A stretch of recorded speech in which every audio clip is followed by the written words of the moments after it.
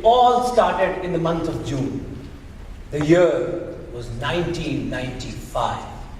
I was just 8 years old.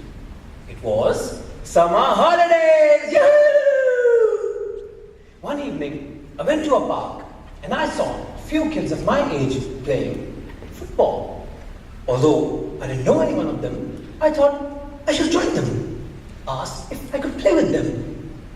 Then, as I was about to take my first step forward, something very bad happened. A series of what-if questions came to my mind, one by one, as if you're standing on one side of the footpath, trying to cross the road, and a countless number of vehicles pass by, one after the other, one after the other. What if they refuse? They'll never let me play with them again. What if I'm not that good? Oh my God, they'll think they'll allow a total loser to play? What if the war ends before I get there? The result? I sat alone all evening, sad, murmuring to myself, such a fool I am. Madam Contest Chair, fellow Toastmasters and friends, have you ever had these what-if questions which stopped you from doing something? I was never brave enough to do things on my own, until a year after that, when I went with my family to celebrate the festival of Baisakhi by taking a dip in the river Ganga in the city of Haridwar. In the morning, we reached the usual spot where we used to go every year, only to find out that this year, destiny had something else in plan. My daddy came to me and said, "Young man, you are 9 years old now. This year, I will not take you into the water. You have to go on your own." I could feel my arms and my legs trembling as I swallowed my fear and said, "Okay." I took off my clothes, gathered all the strength that I could, and started walking towards the river. As I took my first step into the water, I quickly came back running and said, "I can't do it. I'm too scared." It was then that my father gave me those wonderful words. He said, "Son, whenever you are in double thoughts about yourself, when fear comes between you and your actions, say to yourself, what is the worst that can possibly happen? I could die. That's the worst that can possibly happen." He said, "No, that's not the worst that can possibly happen." Really?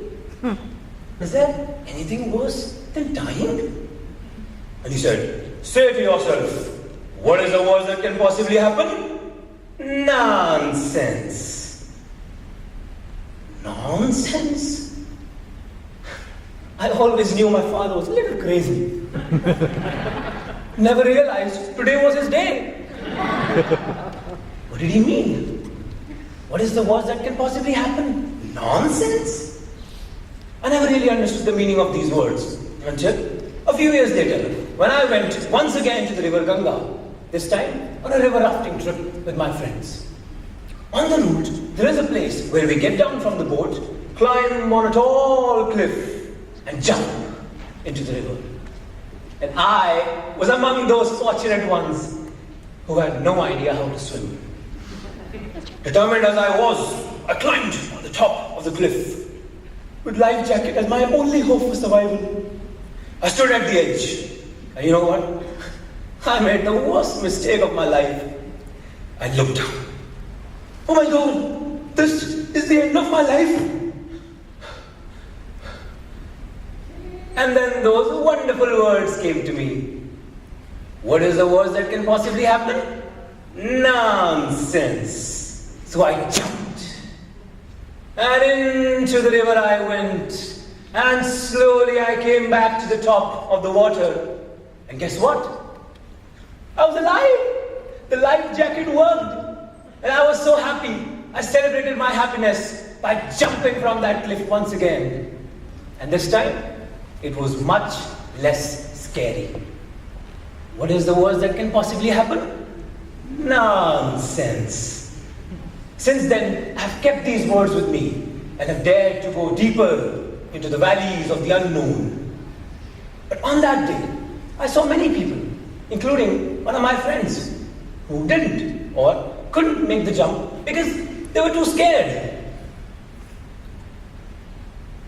Are you facing a similar situation in your life? You are asking those same what if questions? What would happen if you buy that new house you always looked at? Start that new business you always wanted? Propose to that girl you always loved? What is the worst that can possibly happen? A sandal on the face? Just do it.